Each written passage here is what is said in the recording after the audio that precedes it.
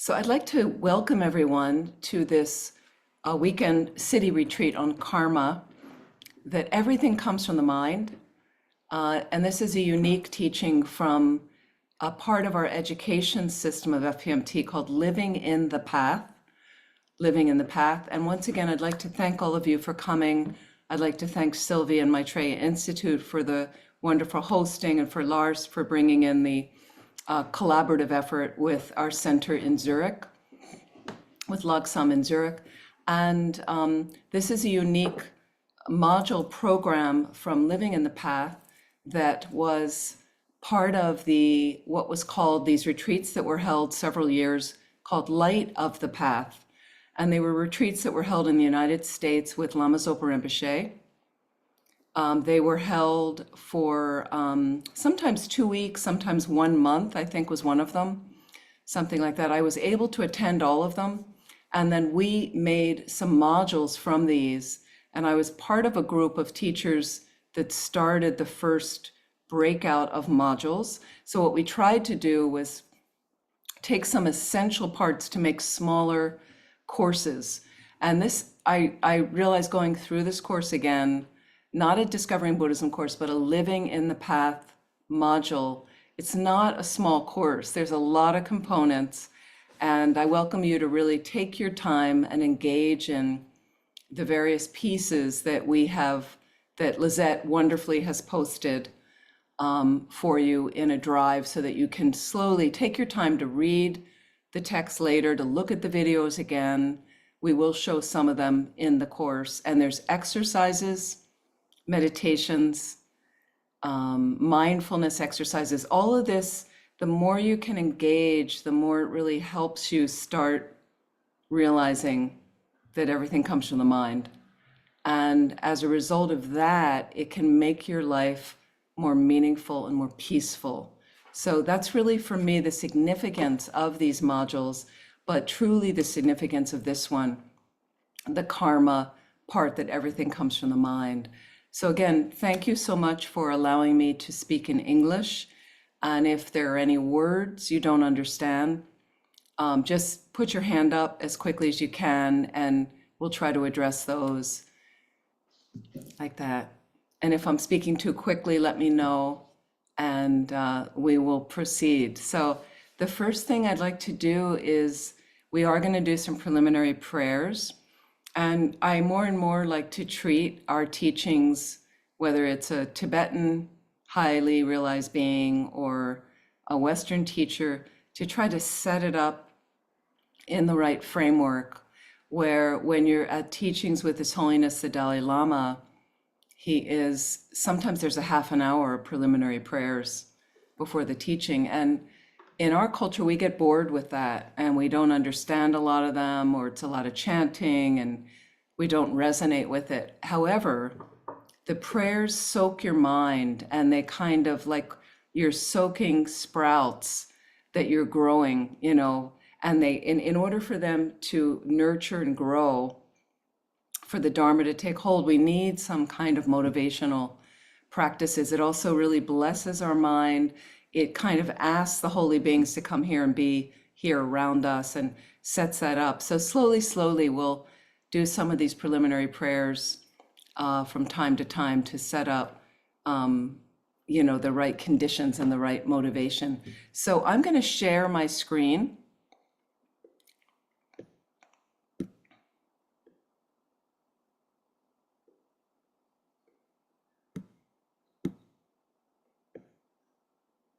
See which ones I have. Okay, and just let me know if for some reason you can't see what I'm sharing.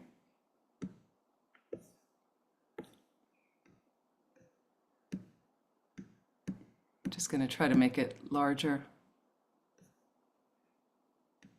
There we go. Okay, can everybody see that? Okay. Yes, thank you. Okay, great. Thank you. So we'll start with the praise to Shakyamuni Buddha. We're going to read in English 3 times the first verse. So, and just imagine the Buddha is in front of us, inseparable from Lama Zopa Rinpoche. and one and the same. And we're really asking them for blessings so that these teachings go a little bit more deeply into our mind and help us to do the practices and exercises. Guru, teacher, Bhagavan, Tathagata Arhat, perfectly complete Buddha, perfect in knowledge and good conduct, Shugata, knower of the world, supreme guide of beings to be subdued, teacher of gods and humans, to you, Buddha Bhagavan, glorious conqueror Shakyamuni, I prostrate, make offerings, and go for refuge. Guru, teacher, Bhagavan, Tathagata Arhat, perfectly complete Buddha, perfect in knowledge and good conduct, Shugata, knower of the world, supreme guide of beings to be subdued, teacher of gods and humans, to you, Buddha Bhagavan, glorious conqueror Shakyamuni, I prostrate, make offerings, and go for refuge. Guru, teacher, Bhagavan, Tathagata Arhat, perfectly complete Buddha, perfect in knowledge and good conduct, Shugata, knower of the world, supreme guide of beings to be subdued, teacher of gods and humans, to you, Buddha Bhagavan, glorious conqueror Shakyamuni, I prostrate, make offerings, and go for refuge. When, supreme amongst humans, you were born on this earth, you paced out 7 strides, then said, I am supreme in this world. To you who were wise then, I prostrate. With bodies, pure bodies, form supremely pure, wisdom ocean like a golden mountain, fame that blazes in the 3 worlds, winner of the best, savior, to you I prostrate. With the supreme signs, face like a spotless moon, color like gold, to you I prostrate. Dust free like you, the 3 worlds are not, incomparably wise one, to you I prostrate. The Savior having great compassion, the teacher having all understanding, the field of merit with qualities like a vast ocean, to you, the one gone to thusness, I prostrate. The purity that frees one from attachment, the virtue that frees one from the lower realms, the one path, the sublime pure reality, to the Dharma that pacifies, I prostrate. Those who are liberated and also show the path to liberation, the holy field qualified with realizations, who are devoted to the moral precepts, to you, the sublime community intending virtue, I prostrate. Do not commit any unwholesome actions, engage in perfect wholesome actions, subdue one's own mind. This is the teaching of the Buddha. So just take a moment in this next verse. It's about the emptiness, and let's just slowly reflect on any understanding you have of emptiness. A star, a defective view, a butter lamp flame, an illusion, a dewdrop, a water bubble, a dream, lightning, a cloud. See all causative phenomena like this. By these merits may transmigratory beings attain the state of all seeing, subdue the enemy of faults, and be freed from the ocean of samsara, disturbed by the waves of aging, sickness, and death.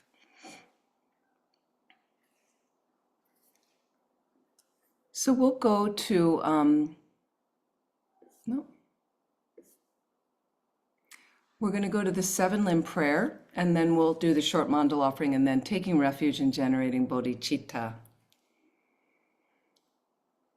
The 7-limb prayer we will read in English.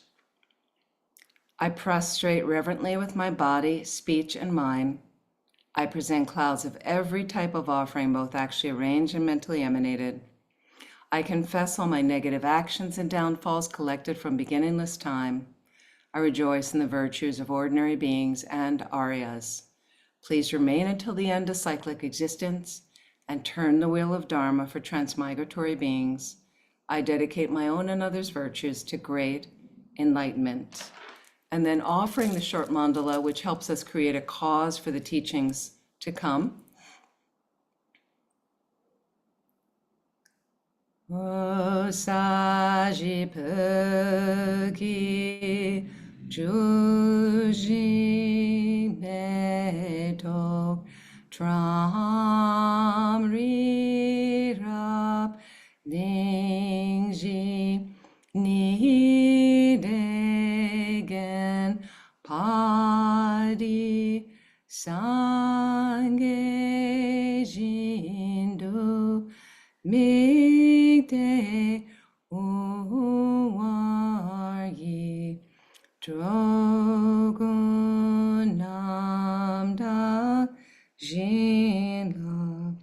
So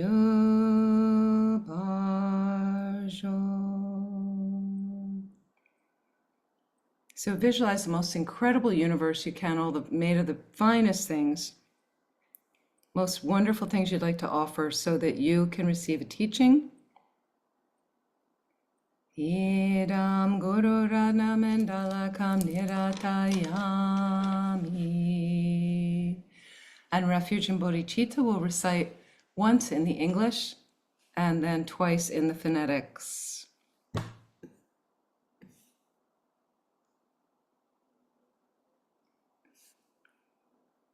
Yes, so it's this one right here.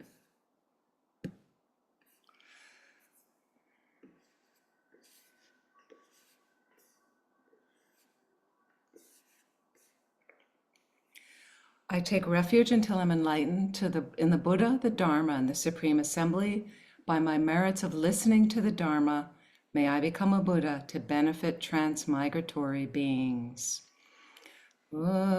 Sangye chodanzo kicho namla janchu bartu dagni kyabsu chi dagi jin yingi peso namki drola penchur sangye dru parsho. Sangye chodanzo kicho namla janchu bartu dagni kyabsu chi dagi jin yingi peso namki drola penchur sangye dru Parsho.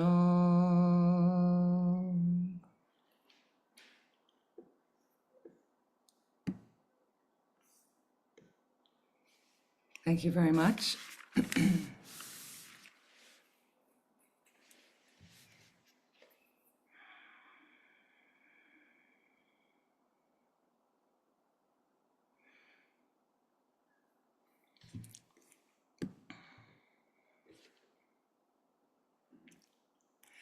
So I want to just talk a little bit about the living in the path. And again, they're wonderful components. Some of you may have had an exploration of these modules that are very practical. So we have components of mindfulness exercises, and I'm going to give you these different exercises to do through the weekend. There are meditations. There are readings. We're going to watch some videos of Rinpoche. And when you put it all together, I'm going to just ask for this weekend that you kind of give yourself over to this as much as you can to make it most worthwhile for you. It's a very, very profound module, this concept. So again, this main point of this module is summed up by Rinpoche in the view of Buddhism. Rinpoche says, the very foundation or the very essence of Buddhist philosophy is that everything comes from your mind. Everything comes from your mind. So again, as I say something, really think about it for a moment. Everything comes from your mind. Okay? So just based on that right now, I want you to take a moment, just close your eyes for a moment. And we had these preliminary prayers to get our mind in the right mood. But take a moment now to set your own intention and putting your mind in the most positive space you can. But also think about our path as Mahayana Buddhists. We're very focused on benefiting all living beings. And so just think about, can I gain some information this evening and this weekend about this particular topic that may help me make some realistic adjustments in my life, that will help me take more responsibility, get my mind more together, that will help lead me to Buddhahood more quickly, because so many are suffering and need our help. And from that enlightened state, as a Buddha, I can then benefit all beings perfectly, unlimitedly.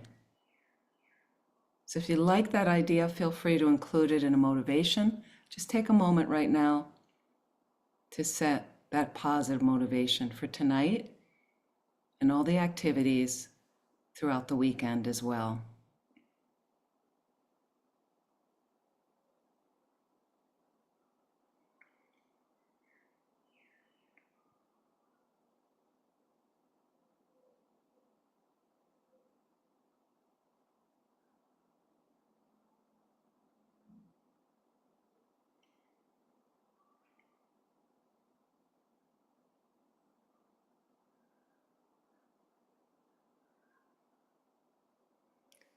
Reflect for a moment on the statement from Lama Zopa Rinpoche that everything comes from the mind. How does that feel to you? Everything that you experience in your life right now is coming from your own consciousness, your own awareness, your own attitude.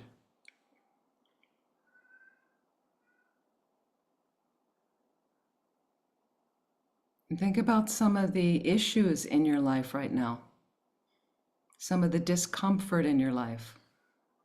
Where does that come from? Is it separate from your mind?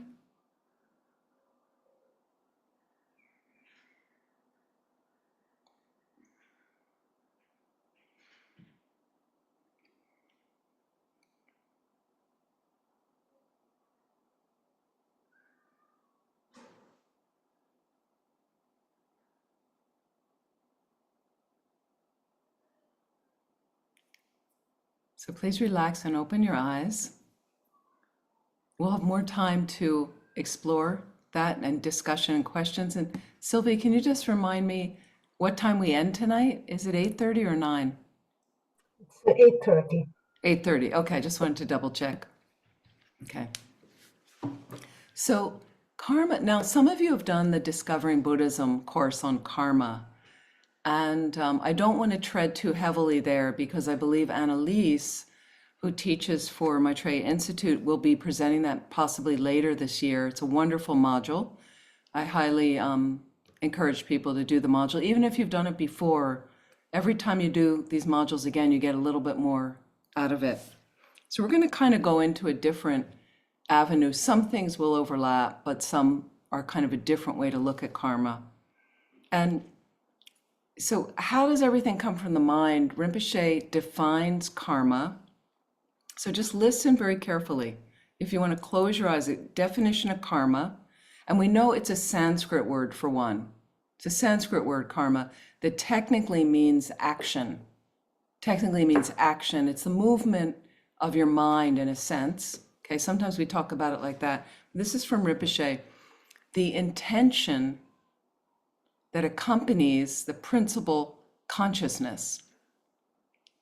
So if you're in a course in mind and mental factors, intention's a mental factor, which is mind. So karma's mind. Karma's mind in a way. And that everything comes from karma means whatever, all the sense consciousnesses we experience. Think about what you're looking at now. If you look around your room, think about what you might be hearing separate from my voice. There could be sounds in your household, sounds out in the street. Okay. You might have a smell that wafts through your room. Maybe you lit some incense. You might have a taste in your mouth. Okay. You might have a touch, a sensation if you're sitting at a desk, or you have your feet on the floor, or you've got soft socks on, something like that. Okay. So all of this sense consciousness brings in experiences. Okay, these appearances arise, okay? Buddhism says due to karma, the appearances arise. The intention that motivates all of the actions of our body, speech, and mind. That's karma, okay? So, and then Rinpoche also talks about, and you've been through courses, you know the characteristics, you know that positive energy, positive actions you do with your body, speech, and mind definitely creates happiness for you. Karma has that definite structure, definite characteristic, along with the negative activities you create with your body, speech, and mind will create suffering for you. So there's 4 characteristics of karma that are outlined in Discovering Buddhism and outlined in all the courses. That was number 1. Number 2 is karma expands. It increases, so even positive and negative activities we do, if we don't have the right thing that cuts that off, karma increases and expands. Okay, so if we've created something negative and we don't use an antidote of a purification practice, that negative karma can be bigger and bigger. If we do something positive, think something positive, it will also increase, but if we have tremendous anger, that can cut some of that karma, cut some of that karma down. A third characteristic is karma you won't experience somebody else's karma, somebody else's imprints and activities, only your own. And the fourth is that over time, the karma never loses its potential to ripen. So you don't think you're going to get away with something. You did it, and the next moment you were fine. That's not the way karma always ripens. So those are kind of normal characteristics we hear, but we're going to go in a slightly different direction with this. But so I just wanted to lay those out. What Rinpoche says, that everything comes from karma. Okay, Rinpoche labels this in this module and in this particular teaching. He calls it long run evolution. For the long run, you're not going to get away with anything. Not going to get along with. And I'd like to quote Venerable Rabina a lot of times, that some of you have heard her teachings, that I like her, karma takes care, she'll say. So people have a thing, something happened to them, and they'll say, it's not fair. Or he did this thing, it's horrible. And even if you look at the planet now and see what's going on externally with some of the political systems in the planet, and you're thinking, how can people get away with this? Karma takes care. Nobody gets away with anything. Nobody gets away with anything if it's negative activities. And the positive things, right, they're just going to create more and more beneficial experiences, happiness for you. So what we're designed to do from this module, and what I'll keep reminding you, is we have to start habituating ourselves. Most of you are already doing it, but we have to continue that process to habituate ourselves, familiarize ourselves over and over and over with positive activities of our body, speech, and mind, really virtuous activities again and again. So we want to also identify what those are. Most of us, I think, are familiar with those. The other thing we want to do is continue heavy purification practices. So we've done a lot of other stuff we're not happy with. We don't have to spend a tremendous amount of time obsessively dwelling on, in a guilty way, of what we've done wrong. We look at it, we have regret, we do some sort of purification practice, Vajrasattva, like that.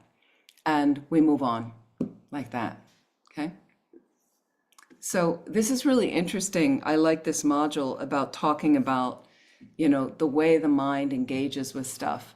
We're going to talk about 4 results, 4 appearances, how things ripen, how it looks like they ripen. And then Rinpoche also adds in here, which I really like, a series of ways of thinking and meditating to counter anger. So it's not just anger if you don't find you're a really angry person, but you get frustrated at certain things in your life, irritated or annoyed, or so this is hugely helpful for people because it's something that keeps us separate, divided, isolated, like that. And so very, very helpful to look at that. And one of the things that I really like about it is one of the methods, and just think about this for a moment because we're going to do more exercises like this, but one way to counter anger, and I'm just curious how this sits with you now, is what if you did what other people wanted you to do instead of just doing what you would like? Again, doing what someone else, sometimes people ask you to do something and you find it annoying. Now, granted, we need to weigh what they're asking us to do. So if it's a non-virtuous thing, we don't need to take action to do it. But occasionally in our lives, sometimes all day long, there's these little mundane things that you could easily do, but again, the ego and negative imprints that we've already got in our consciousness prevent us from doing it. And I'll give you an example. You could be at the market, at the grocery store, and sometimes you see the way people queue up or stand in line, and then you see that, some people don't want to let people in, or even if somebody's passing by through the line and they need to get to the other side, I see people kind of step up where they don't want to let the person through. These are small things. These are really small things. You could also be, on the tram or on the subway, on the metro, on your streetcar, and just seeing who gives up a seat and who doesn't give up a seat, or two people going for the same seat. So again, check yourself. This is an exercise. What if you let them have it? So again, self-cherishing is keeping us in prison. Our self-cherishing, which is our self-absorption, our selfishness. You hear this all the time in Tibetan Buddhism, but it's keeping us in prison, keeping us shackled, because that ego is like, I wanted that seat. I want to be first. I need to get out of the store faster because my agenda is more important. Now, again, we have to weigh it constantly. If you are late for a meeting, okay, then you're not going to be, dallying in the store, letting everyone in front of you. Okay, but within reason, within reason. So it's a constant consciousness of the external, of who is around me. What can I do for them? How can I cherish them? How can I think of them more than myself? This is our total premise in Tibetan Buddhism.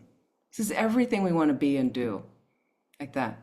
But you have to check your mind. How does it make you feel when you do that, when you practice that? Initially, we force it because we don't have it automatically in our minds. Initially, we force it. Keep forcing it.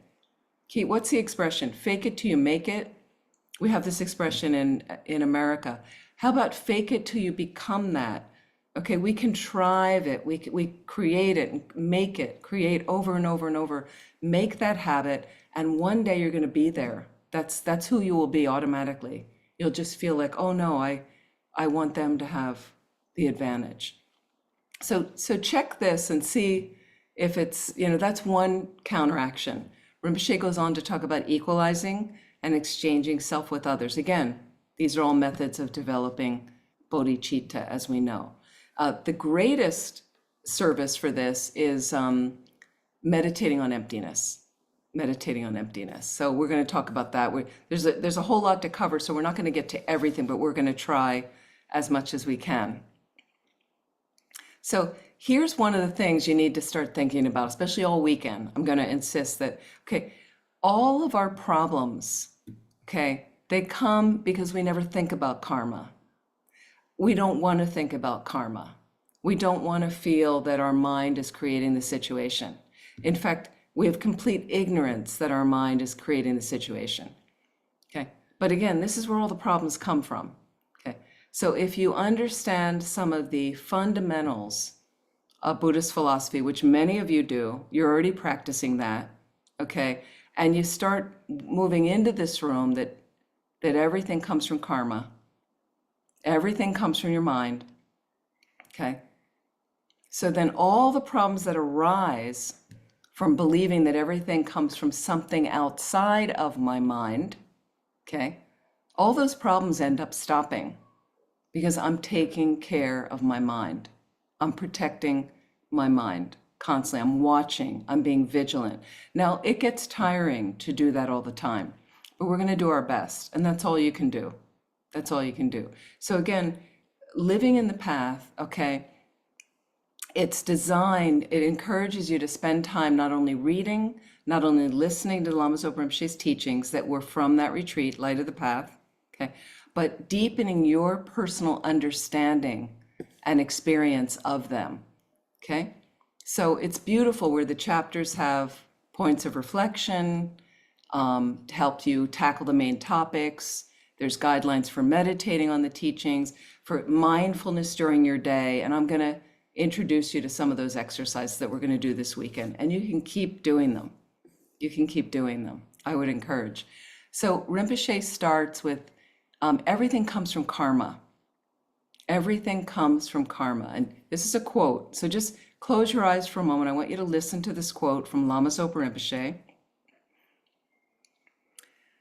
I think that every single thing that we see is karma. Every single thing comes from your karma. Whatever forms you see, sounds you hear, odors you smell, tastes you taste, and tangibles you touch. Every single form that you see comes from your karma, from your mind. Unpleasant things come from your negative thoughts and actions. Pleasant things come from your positive thoughts, from a healthy mind. They came from you, from your mind. Just reflect on that for a moment.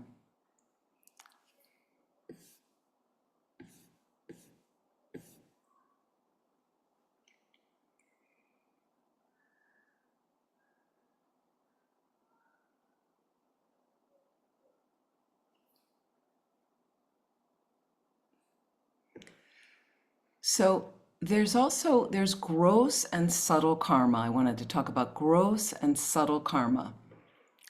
Gross karma is obviously some negative thing arises for you. Subtle karma is trickier. You could have Rinpoche goes on talking about how a flower is designed, and so the fact that you see it all these different petals, and there's this petal's on this side and this one's on this side, and that has a slightly lighter pink shade versus is more subtle karma rather than the flower is there or I'm enjoying the flower. So we have gross karma, subtle flower, and you'd say, well, why is it designed like this? Or why with my karma this happened, but then there was another little positive thing that happened in the whole negative thing. Or because of this negative thing, I had a more positive attitude about it. And so there's all kinds of intricacies. Karma, again, is you need an incredibly sophisticated, highly realized mind to fully understand. So what we understand is at our level. We can understand a few things like that. So I'll go on that karma is a mental factor. Okay, there is principal consciousness. If you haven't studied the course on the mind or mind and mental factors, there's some beautiful books. I think one is called Mind and Mental Factors, one of my favorite books on the mind. There's another one related to that. I can't remember. I know I have them on my bookshelf at home that I use a lot. So karma is a mental factor. There is, and for instance, just to get a sense of this, there's a principal consciousness, our mind, and there's something called 51 mental factors, okay? And that includes 6 root delusions, 20 secondary delusions that branch out from those 6 root delusions, okay? There's 11 virtuous states of mind and 4 changeable mental factors. So it's another course on the mind. You could spend some time really going into these experiences of the mind like that. They can be some of the changeable mental factors like sleep. Another one is regret. They can be virtuous or they can be non-virtuous like that. So those are changeable like that. There's 5 mental factors that always accompany the principal consciousness. Okay, feeling, cognition, intention, attention, and contact, like that. So karma is considered sempa, intention, okay? And so is the mind, like that. Your mind is what sets that intention, like that. So if you're gonna say of the body and mind, they'd say karma is related to your mind, like that. I mean, it affects the body, but related to the mind. Then another thing about the mind you want to understand about body and mind, you've heard this before, is aggregates. Aggregates. Our body and mind is made up of 5 aggregates. One is form, and that's our body. The form aggregate refers to our body. 4 mental aggregates. There's 4 mental aggregates. So jigten, the Tibetan word jigten, Jigten, refers to the aggregates. Jig technically means changing. Changing. The aggregates are subject to causes and conditions, so they're always changing. They're always changing. 10, jig 10, the 10 part is depending on that, is what it means, depending on that. So the aggregates are depending on what changes, okay? And including the aggregates, the earth, your place, sun and moon, the whole universe comes from karma, is what Tibetan Buddhism says, is born from karma, came from the mind, came from the mind. Your entire external reality is coming from the mind, like that.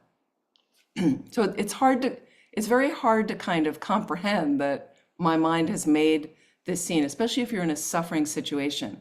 So again, this is not about blame. Be very clear, we're not blaming you. If you were abused as a child or you have a terrible life situation, we're not blaming people that live in situations like that or squalor or in war-torn countries where everyone hates them. It's not about blame, it's about taking responsibility for your mind. You know, if you're in a situation that is heavily negative, okay, you may not be able to change it in this life. However, you may be able to. But the main thing is creating the virtuous habits in your mind. I'll say that again and again and again. It's so essential because we don't also realize the damage from allowing the negative experiences of your mind to continue on. And as we get later in the course, Rinpoche even says it's worse than taking rebirth in some of the worst hells because you're perpetuating this habit, subtle and gross, in your mind. It's very hard to get rid of that like that, and it prevents you from getting enlightened. So we're going to go to, I want to go to the video, and I think I have it queued up. I just want you to hear, and this is about, let me see this particular video. Okay, and let me just get the right, I want to see where I'm stopping it. Okay.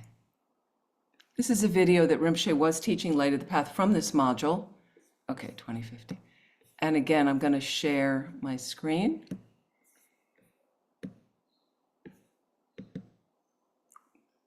Okay, can everybody see that? Let me know if you cannot see. I'm going to make it bigger.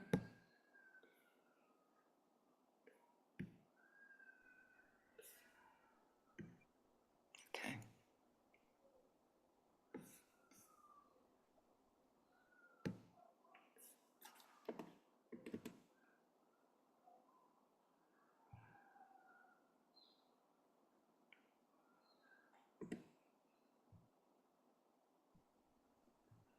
Can't hear anything. Sorry, Amy, you have to share the sound as well. You cannot hear the sound. Okay, can't hear the sound. All right, let's There is see. a separate button somewhere up in the screen for sharing sound.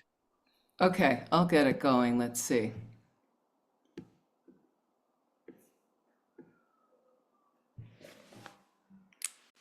I need to take these off. Okay, let me try this. Your own mind, you see.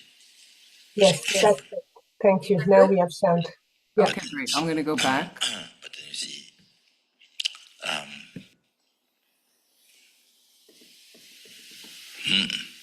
so first you see, I remember similar, so I talked about the flower. Remember how it came from mind? You know, different ways. Oh, see and understand. So that's very useful. So karma, view of karma. So view of your mind. It came from your mind. That's reality. So you're attached to your view of your own mind, you see, which came from, you know. But then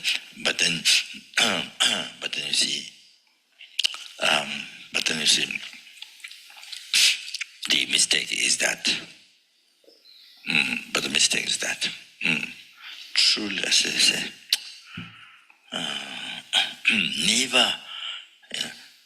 never came from your mind, never connected to your mind, but truly existing from outside. Came from outside. Not came from your mind, but came from outside. Existing from outside.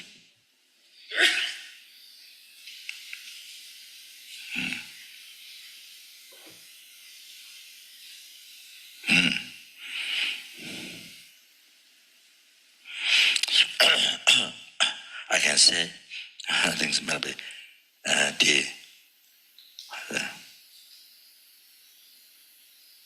the mindfulness school believes that do not accept zero to the truth. Do not accept zero to the truth. See? So whatever exists is a, you know, principal conscious mind, which is the basis of all samsara nirvana, the substance left on that. They manifest One is the knower, that's a knowing phenomena, Shepa. The one is object. So manifest at the same time the two. So that like the Shep, the one's the mixture, the sense of the knowing phenomena of the eye, you see. The eye, you see, seeing blue, and then the blue itself. So manifests from that substance, the imprint left on the seventh consciousness, on the seventh consciousness. So that's it. So everything like that. So they hear. So therefore they don't accept. They do not accept. You know, they do not accept. You see, something existing from society without something outwardly existing. So without depending on the substance imprint left on the seventh consciousness and the experience out, one is knowing phenomena, one is object, you see. So they don't accept that. So here it's like what they say is like children to draw, you see. So they believe, the wrong way.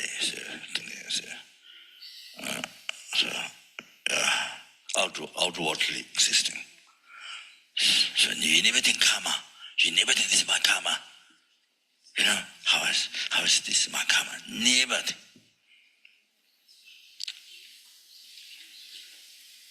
Never think that. Never relate to that. So that's a huge mistake. Huge mistake. Okay? Maybe I should chant even longer. That's a huge mistake. Huge mistake. So the way I see you, how you appear to me, how I see you, how I appear to you, how you see me is your karma. And how I see you is my karma. And then the view the house here, the poverty here, the trees, all the house here. How we see the view that we have here is our karma. It's a projection of our karma. So, view of our karma, view of our mind, view of our karma, collected from past, everything. So when we walk in the road, when you go by car, by airplane, every minute you see mountains, trees, road, people. Every minute when you go by car, you see new, mountains, trees, everything, space, sky, clouds, living beings, non-living things. So it's all projection. It's all view of your karma. It's all view of your mind. So it's very, very good. So it's very, very good. When you go back home, when you're traveling, to practice that mindfulness. So good. Always keep the mind. All this view of my karma. My past karma experience out of the projecting. Projecting. That's a projecting. So, projecting is it. Result of your past karma. All this. So that's incredible. So good mindfulness. So when you go for sightseeing, Sam, whatever you're seeing. You go to a museum, you see all so many things. Whatever view, all this your view, you see, whatever you're seeing, you're seeing your view, you're seeing your karmic view, and beautiful, ugly. It's different people see one object. Some see this object beautiful, some see this ugly, some see indifferent. So it's all their view. So that shows as a view of their past karma. You see, so that especially when you go scenery, it's a good scenery, traveling, pilgrimage, tourist. I mean, anyway, when you go sightseeing, when you go pilgrimage. So this is another one that if you keep mindfulness in this, it becomes a retreat. All your traveling is becoming a retreat. If you, so while you are traveling, it becomes a retreat. Whatever.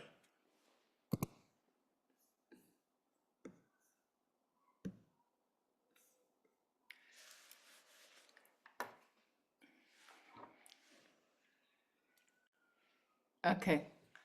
Can everyone hear me again? Okay. I realize Lizette did an amazing job of getting the transcript so this happened to be not subtitled, this particular one. Do people have difficulty understanding Rinpoche? Okay, so I'm going to talk a little bit about that. I think Sylvie has, and Lizette did send me the ones that have transcripts. We're going to show those in the future. Sorry about that. I forgot on this one that she had redone them. She'd gotten a redone version. But let me just talk a little bit about what Rinpoche said, just to emphasize. And I know it's difficult sometimes to, to understand Rinpoche like that. So I just wanted to, let me just go through a few of the notes that I made. Let's see.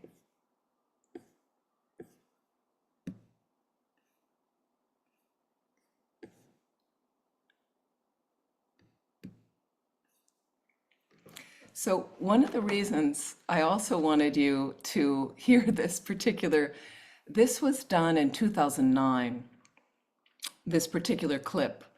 And 2009 was 2 years prior to Rinpoche manifesting a stroke. So if you notice, his right arm is moving, the mouth is not showing, sagging a bit. But the thing that Rinpoche did prior to manifesting the stroke was, and Sylvie probably remembers this, and a few of the other of you, Rinpoche would clear his throat constantly during teachings. And I did watch some older videos recently. I was just at one of the retreats at Kopan, and I noticed that they said they edited the clearing out of the throat. So you can see there's a gap. Rinpoche will be talking in older videos, and then there's a gap, but you can see the throat moving, that he's clearing his throat. But the throat clearing was kind of a darling feature in some ways. It drove some people crazy because it would go on and on and on. But I thought it was unique to have a video of Rinpoche where they hadn't edited it out. But we will get you better videos that will have the transcript next to it that you can read, or subtitled like that. So what Rinpoche is he talks a little bit about the mind-only school. And he goes on to say, mind only is that because my mind comes in contact, my mind as a knower comes in contact with something that is to be known, then the thing exists like that. Living in what they call, in a sense, in the mind only school, the alaya vijnana, the stored house consciousness, where all those imprints, technically, they would say, do exist like that. But we're not going to go into that part of tenets and things. It's more just what Rinpoche says is, when this external reality comes to you and appears to you, it's appearing to you right now, by the way, is you never think this is my karma. Rinpoche emphasized, he says, you never think. He made a strong emphasis on that. Everything you see is a projection from your mind. And then Rinpoche goes on to say that, I remember him talking about this sightseeing. Life is sightseeing. There's sights all around you. You're going to work, you're going to the market, you're going to visit family, you're going with a friend for dinner. Like, there's a constant thing of sensory input coming in to you through eyes, nose, ears, mouth, tactile through your fingers and through your body, things like that. Do you ever think it's karma? Do you ever think about karma when you're going through things? What happens when you suffer? What happens when you're really elated, okay? So Rinpoche says this is like a meditation you can constantly do. So what I'd like to do right now, just 5 minutes, 5 minutes. I'm going to see if I can do this. I used to be able to do this. I wanted to just break you up into groups I was going to have you do two people. Let me see. If it's difficult, I might not be. I was putting people in workout groups. I forget how to do that. Sylvie, maybe you remember. Let me see if I can do this. Okay, Under the More button, there is the option for breakout rooms. that's right. Thank you.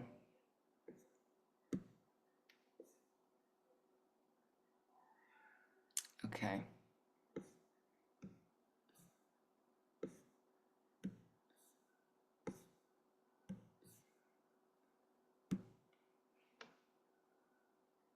Okay, now I forget how to, okay.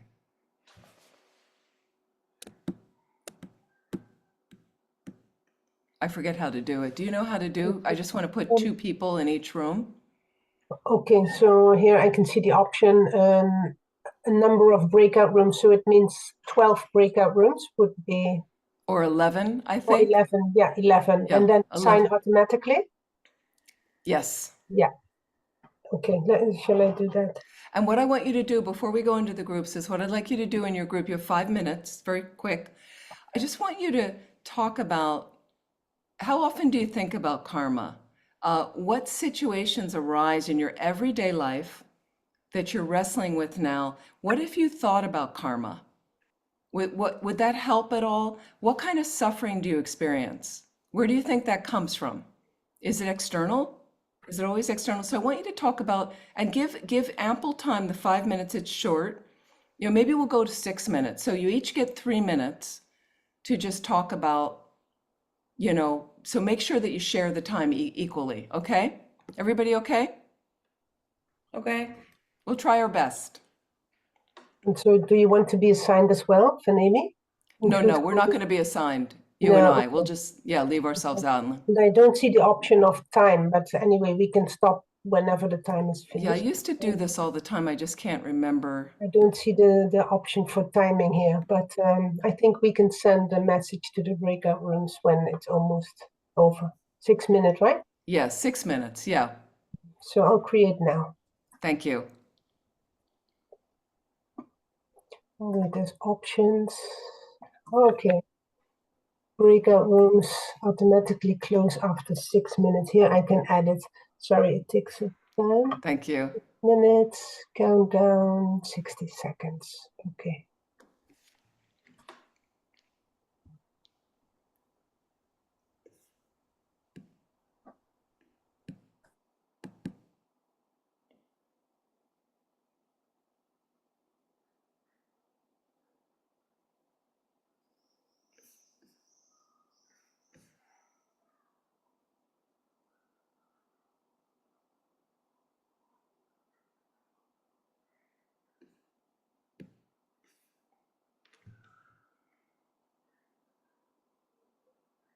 Oh, we have an extra person.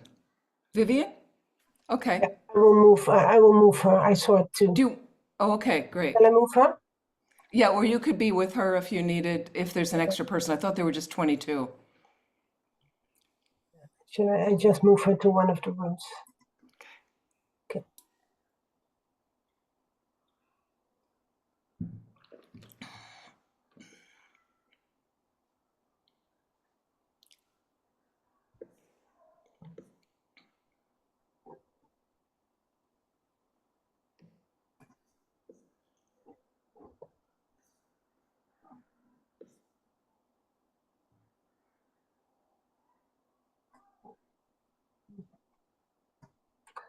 So I don't know. I moved Vivienne to one of the rooms, but she is not joined. Oh, okay. That's a shame. Okay, does I everybody didn't have two realize in a group or I are left they? out. Yeah, there are two in a group, and then she would be the third one in room 10. Okay, okay. I I meant to didn't tell realize everyone without. that to turn their cameras on and to really participate. Yeah, be helpful, but hopefully they'll, I just thought it was just a 5 minute exercise I thought would be helpful. Yeah. Yeah. There is an option to broadcast. Maybe that is that to send a message or? I don't know. I forgot. I hadn't done this in a while. I meant to. Okay, yeah, I can see But broadcast also message. there's also a chat. If you can keep track of the chat somebody wrote, I didn't understand what she what Anna wrote. If I know the video is edited, I don't think I will watch it. It is not him. I didn't know what that meant. Oh, she Hmm. sent me a message. Yeah, I can't I don't see know the what she, message. yeah, I don't know Probably what she means by that. So yeah, maybe I'll she just means write then her it's not back. the original or something. Right. But it is possible to broadcast a message to the groups if you'd like to.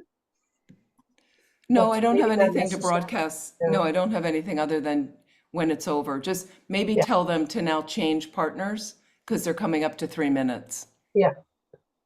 That would be great.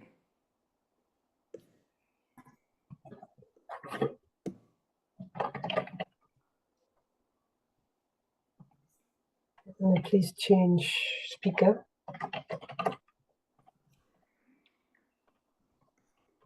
Great. Thank you, Sylvie. Yeah, great. Can you see the message that I sent or not? No. Yes, Can you? yes. Maybe because you're the host. Can't. Actually, I never did this with the breakout rooms. Okay, Sabrina's unassigned, it looks like, or somehow she's popped in. Maybe she just popped in. Okay, we'll just wait a couple minutes. Oh, okay. Yeah. Great.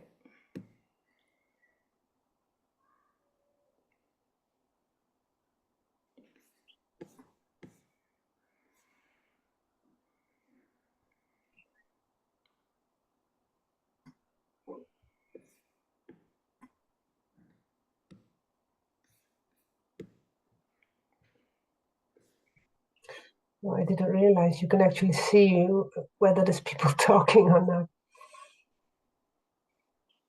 Oh, can you? Oh, interesting. Yeah, you can Okay. see the microphones moving. Oh, yes. Oh, now I can see. Okay, great. Now I got it. Some groups are silent.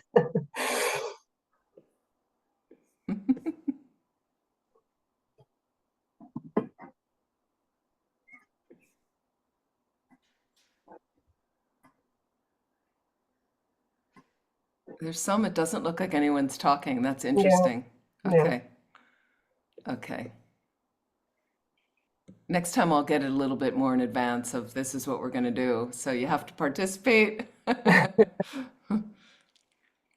Friday evening. It's Friday evening. That's right. That's right.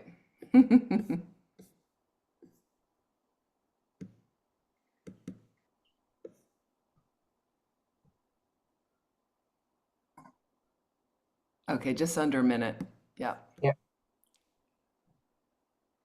Oh, we've lost the one person. Maybe she didn't know what was happening, but we'll be back. We'll see what happens. Yeah. Okay. Here she comes. Yeah, Sabrina, we put people in breakout groups. So they're just about to come back. We have about a half a minute left.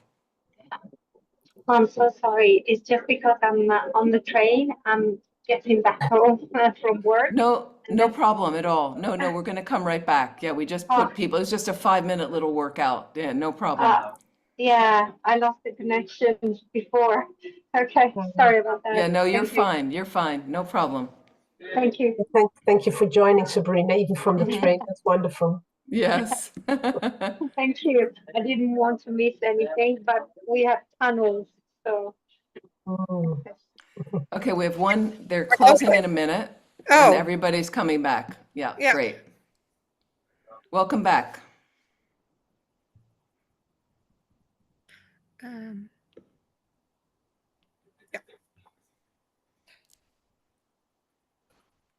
Thank you.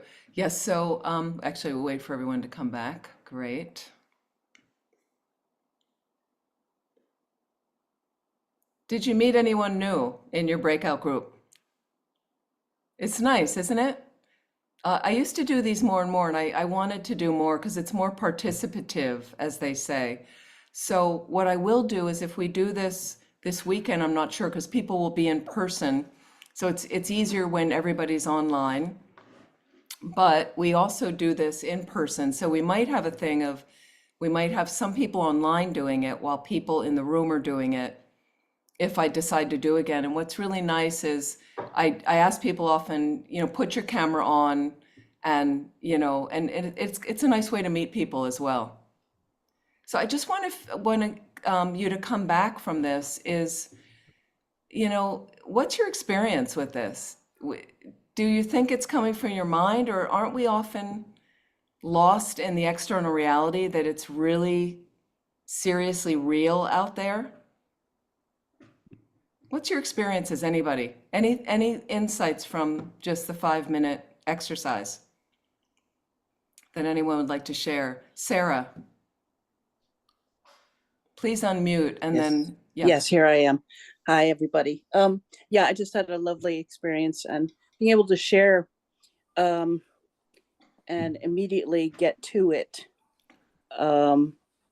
with a personal experience, I found to be very informative and gave me a lot of insight very quickly about, you know, also giving myself a break and understanding the humanity of the situation of reactivity, and then being able to land in that, of course, I'm reactive, and that's where I can do the work. Mm, And it was nice to share about that with someone. thank you. Thank you. So, and what happens is, I think, and please correct me if I'm wrong, but it sounds like if we can think about karma in relation to our external reality, especially when we're suffering, when it's not going well, you're saying then you're less reactionary when you remind yourself that I've just created the causes from this in past activities. But this is not about blaming yourself. This is just taking ownership and going, well, that's where it comes from. So let me do a little better in the future, you know, and some kindness to ourselves. We're ordinary beings. We're not perfect yet, but we're working on getting perfect. You know, you can strive for that, but know that I'm going to make some mistakes. But it's when you do make the mistake, what do you think about? Is it that he's a jerk? That I hate my boss is doing it to me? That the relationship breaks up and it's all their fault? It's, you know, so if it's a political regime, it's all his fault or this one's fault, or because, and you have to check your mind in that space. How peaceful is your mind in that space? Playing the blame game like that. So, and anybody else? Thank you, Sarah. Anybody else comments or?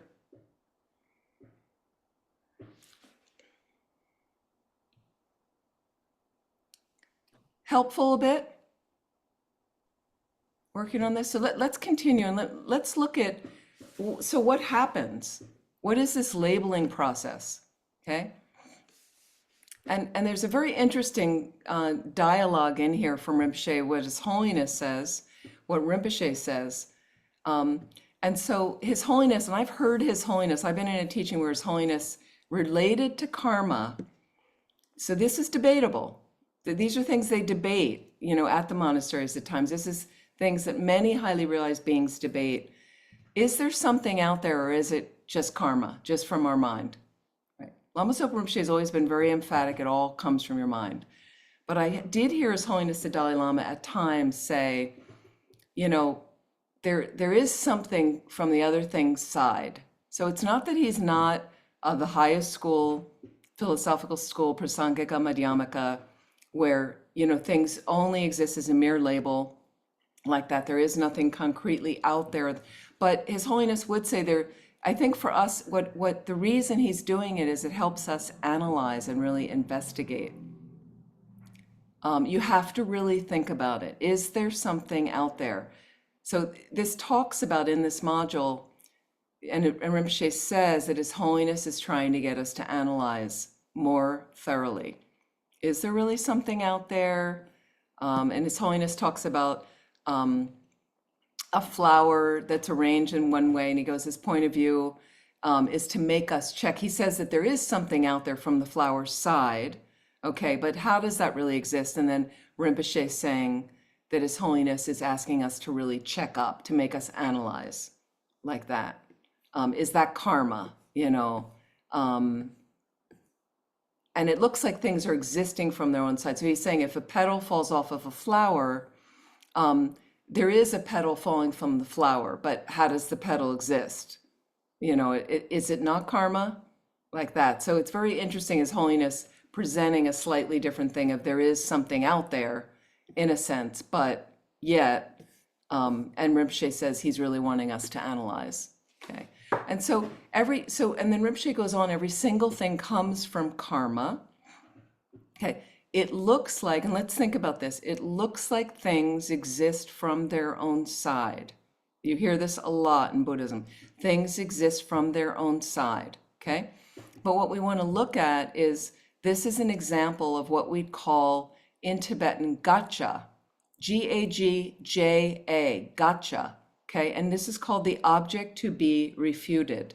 The object to be refuted, okay, is that thing that it seems to exist from its own side, a concretely existing thing. We certainly have it a lot with our sense of self or our I, okay? So let's look at how things, what Rinpoche is talking about is, talking about two things coming from the mind, okay? So you have a label that also comes from the mind. But first of all, there's something arises, something appears to our consciousness, comes through one of the senses. Something comes up, one of the senses, okay?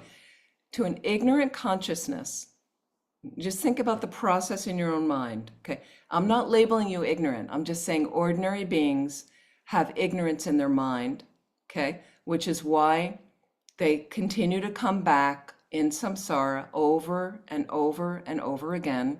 This is what Buddhism says, due to having contaminated aggregates. Again, that collection of body and mind. And when I mean contaminated, what I mean, it exists in ignorance. And all I mean based on that is we have a misknowing of reality. We misperceive and misunderstand the reality that's really out there, that things lack inherent nature, that things are empty of that, okay? But that's not the way we take in. We take it in as if there's something concretely there. So let's look how something arises in your mind. And you can just look around. All the appearances coming like that. So it looks like there's perhaps another building. There's a brick in the building. There's a tree. There's leaves on the tree. Perhaps you have that outside. You might look outside and see a car going by right now, okay? So sense consciousness brings it in through a lot of times right now with our eye sense consciousness. You're also hearing sound come into my voice through your ear sense consciousness, okay? And then what happens is there's actually a label that comes from the mind on that thing. Tree, brick, building, car, voice, okay? The mind's labeling on it. But the second is to think, and this is, think about your mind right now. Go into, you hear a sound, you see something, okay? But do you think that it's merely labeled by the mind, what you're seeing, what you're hearing? Or do you think that it exists from its own side? Doesn't it seem like there's a concrete building out there that you're seeing? Or look around your room, there's a concrete wall in your room, or your desk seems to be existing from its own side. Really look at it that way. Isn't that the way it appears? So these are the kind of things we really want to do this weekend, but you could do this for the rest of your life, okay? Again, look at the concrete. Something is real, existing from its own side.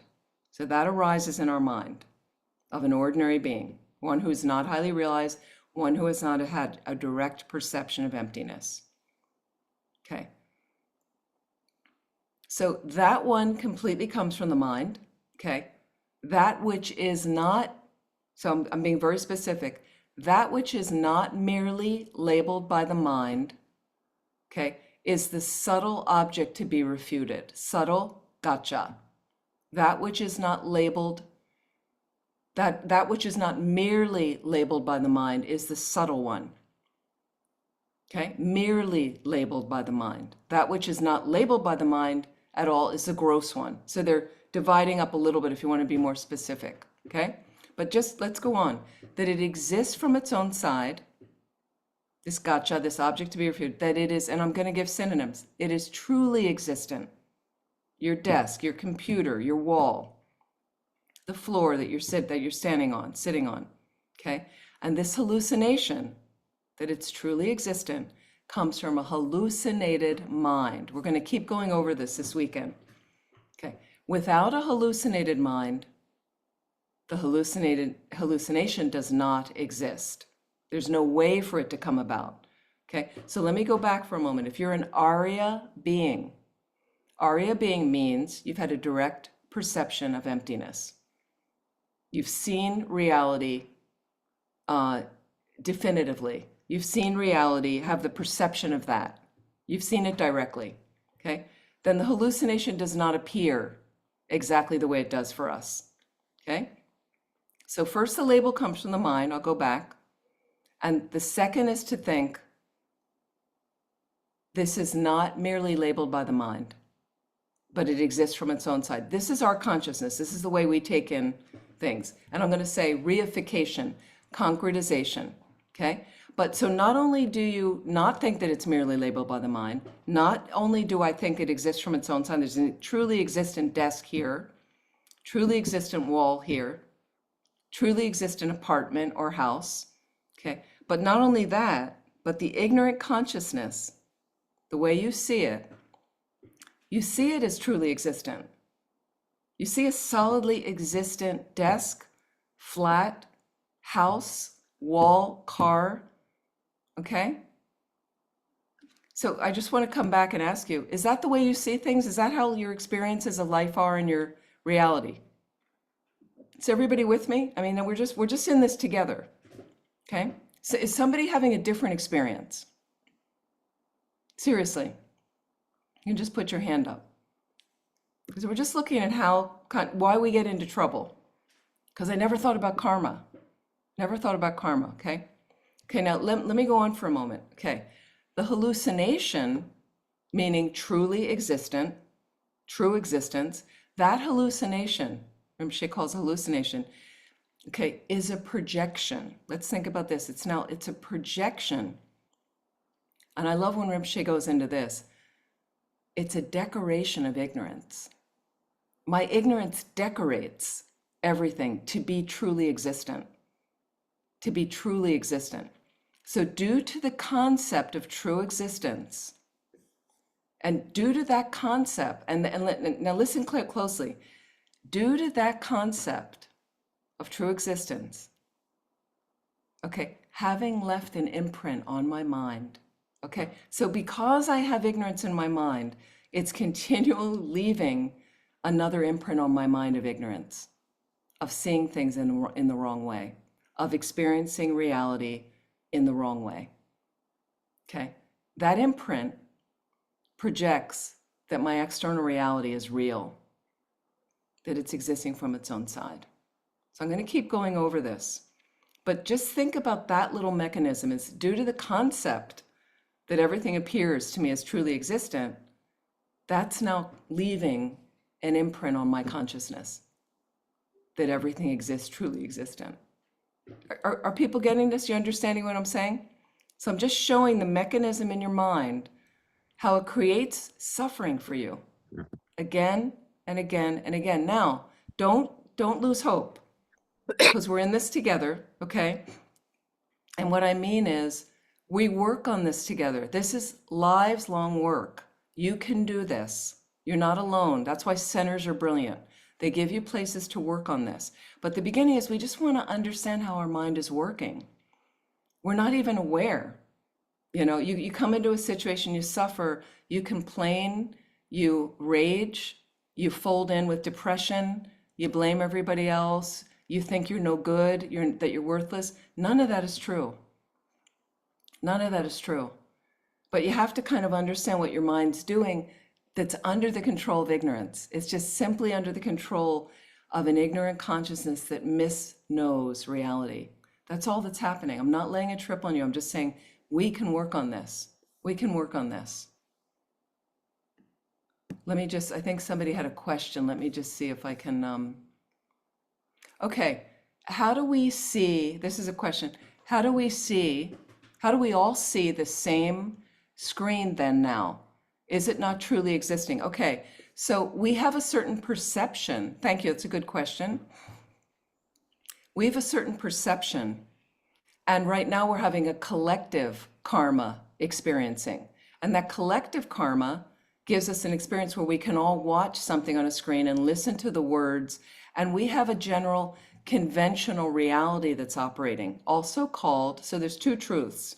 Some of you have studied this before, okay? We have a conventional truth that I'll also label relative truth. Some people call that mistaken truth, but I'm just going to go with conventional and relative. And then the second one is an ultimate truth, okay? The way things really exist, that they are empty of any inherent nature. However, there's a conventional or relative truth that's also operating. And that means that we can be here and listen to words, and we have a convention, we have an agreement that if I say the word and, now thank you again for letting me speak English. If I say the word and, right, those of you that know the English, you know what that, we all understand what that word means. It's a conjunction, it joins words together, that's all. But so we can have that conventional arrangement based on relative conventional truth, okay, but there's no inherently concretely existing nature to the word and, or to any of the language like that. I don't know if that helps as far as that question. So that's why we have some conventional arrangements. When I say the word tree, I think everybody in this particular class understands what I'm referring to. Like that. Does that make sense to the person that asked? Any other comment on that? Okay, let me go to another question. You can follow up if you'd like. Does it mean the desk does not exist? Okay, so we're not going to nihilism that nothing exists. Again, that is nihilistic or nihilistic view. Nothing exists. So if nothing exists, the danger is that, and that is considered one of the extremes. One of the extremes. We live between in these two different extremes. And one is nihilism or nihilism. Nothing exists. Okay, so if nothing exists, I could go out right now and go to the street and a bus is coming and I can go, well, it doesn't matter, I don't exist, and step in front of the bus. Doesn't matter, I'll be fine. No, because there's a conventional relative truth, the bus will hit me and kill me. Okay, so we don't want to be foolish like that, that nothing exists, but we want to understand how the desks exist.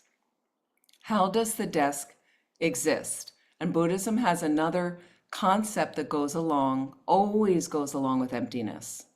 Emptiness being, once again, an absence or a lack of concrete existence. True existence, existing from its own side, with its own nature. Okay, and Buddhism is saying nothing exists like that because the desks exist based on other things. It's called a dependent arising.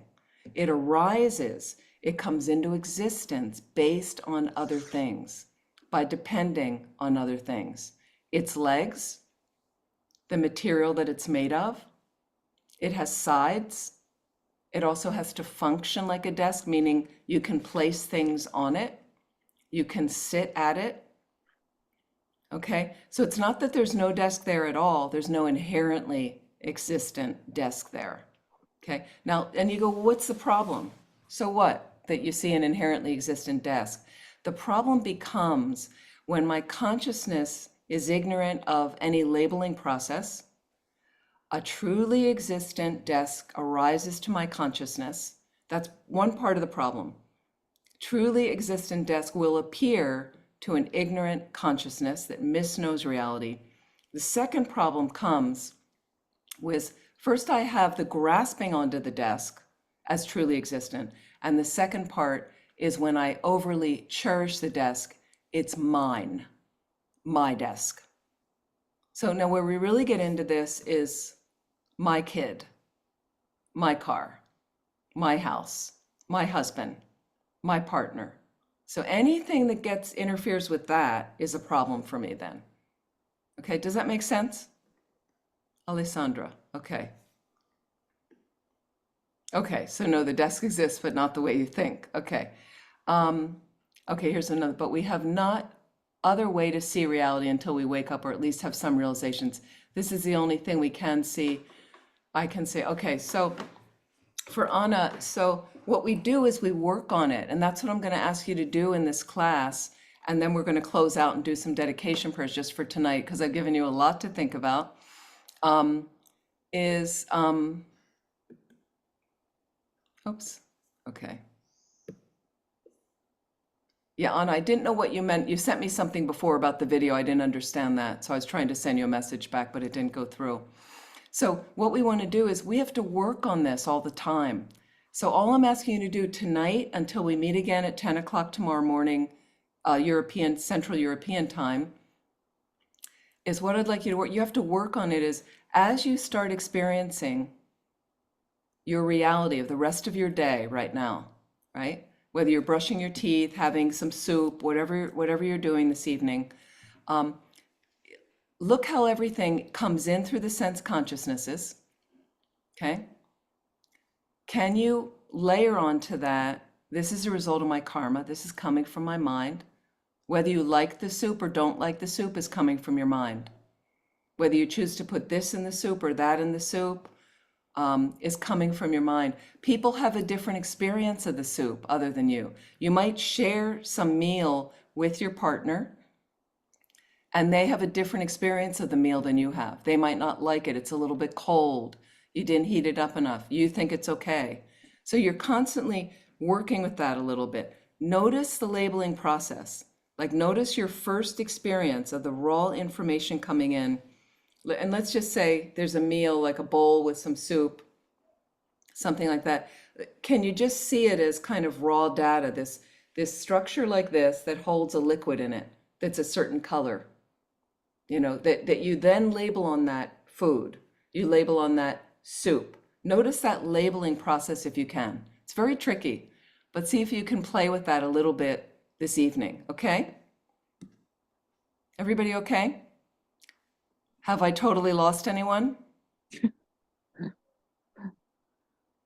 Okay, we're going to slowly, but we're going to keep going over and over this again. This is mostly about this course and talking about why understanding everything comes from the mind makes you happier and brighter, and then also helps you to layer more and more virtue in your mind as much as you can and to purify the negativities.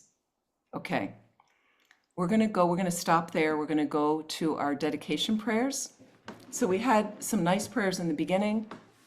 We always conclude with dedication prayers so that whatever merit we might have created this evening, starting in on this very meaty session, very meaty topic and course, is let's dedicate whatever positive energy we may have created from our time together this evening. I'd like to invest it for each of us in our getting enlightened as quickly as possible by understanding these topics, by really putting the Dharma into practice more and more in our lives.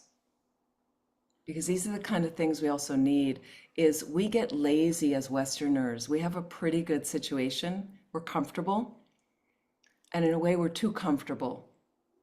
So people tend to get religious and they go to their temples and churches when suffering appears and they lose a loved one or something dire happens in their lives. But we need to practice all the time and not just wait for the active death time, or by then it's too late. We want to put some really positive imprints in right now. We have every perfect opportunity. So let's invest ourselves, finding a way to a little bit turn the dial up on your practice so we can reach that fully enlightened state as quickly as possible, because then we can truly be of the utmost benefit to all living beings.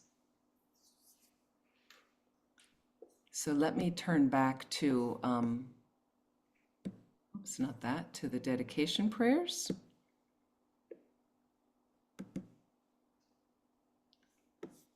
And I'm going to share my screen once again. And thank you so much for your energy and your time. Here we go. Oh wait, not that one. Hang on a second, let me see if I can. Yes, Sylvia, I'll have to have you do this in the future. I'm not very good at this. So Let me see, what did I do with that?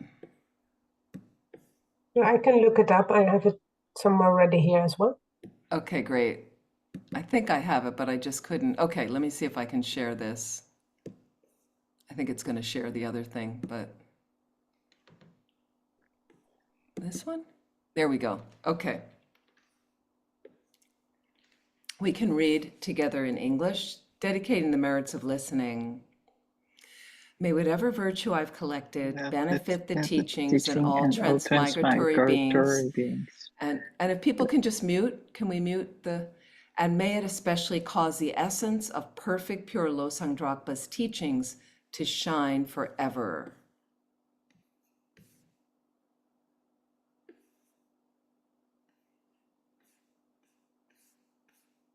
We're going to do the short mandala to close. This ground anointed with perfume, strewn with flowers, adorned with Mount Meru, the four continents, the sun and the moon, I imagine as a Buddha land and offer it. May all transmigratory beings enjoy this pure land. Idam Guru Ratna Mandala Kam Niratayami.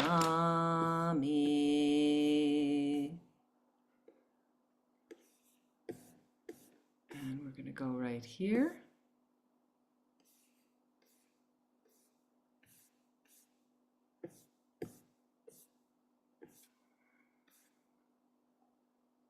Yeah, I don't know where that other prayer ended up. Here we go. Due to this virtue, may I quickly become a Guru Buddha and lead all transmigratory beings without exception to that state.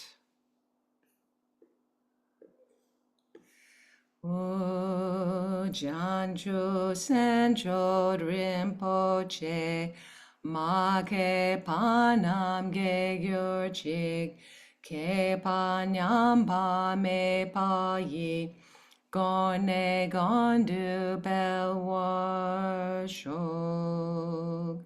May the precious Supreme Bodhicitta not yet born arise. May that arisen not decline, but increase more and more.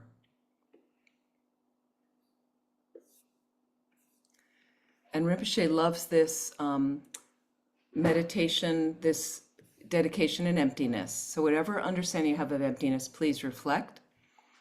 Due to all the past, present, and future merits collected by me, the numberless Buddhas, the numberless sentient beings, which are completely empty of existing from their own side, may I, whom completely empty of existing from my own side, achieve the state of full enlightenment, which is completely empty of existing from its own side, and lead all sentient beings who are completely empty of existing from their own side to that state, which is completely empty of existing from its own side, by myself alone, who am completely empty of existing from my own side. Long life prayer for His Holiness the Dalai Lama. Incomparably kind and supreme Tenzin Gyatso, the wish-granting, wish-fulfilling jewel, source of every single benefit and happiness in this world, may you have a long life and all your holy wishes be spontaneously fulfilled. And we'll do the prayer for Rinpoche's return.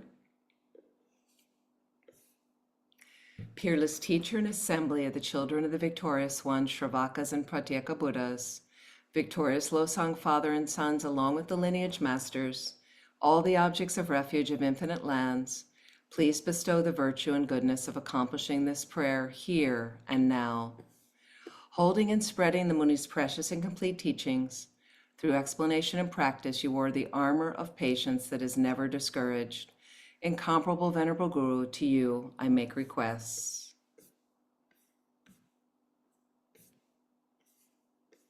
While striving single-pointedly for the sake of the victorious one's teachings, the sole gateway through which all benefit and happiness emerge, and for mother living beings you suddenly departed to peace, what a great loss. Nevertheless, through the undeceiving truth of the blessings of the ocean of the three jewels, and the great waves of bodhicitta of the children of the victorious ones, may the smile of a reincarnation swiftly beam in glory for fortunate disciples. So I'd like to dedicate also for all the wars all over the planet to be finished immediately. For all the beings around the planet suffering so much, may their suffering be eased instantly, and may they only know happiness. For those who have recently passed away, may they immediately take a precious human rebirth to get enlightened quickly to benefit all. For the great flourishing and harmony at all of our centers, especially Maitreya Institute.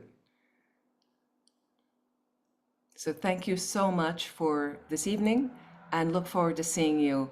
So again, try your best to just look at the labeling, look at how information's coming into your mind, and be happy. Thank you so much, Venerable Amy. Have a good evening, sleep well, and looking forward to seeing you tomorrow in Amsterdam. Yes, And thank you so much. everyone, See you soon. Thank please. you. Thank you. Thank you very much. Enjoy your evening. Thank you.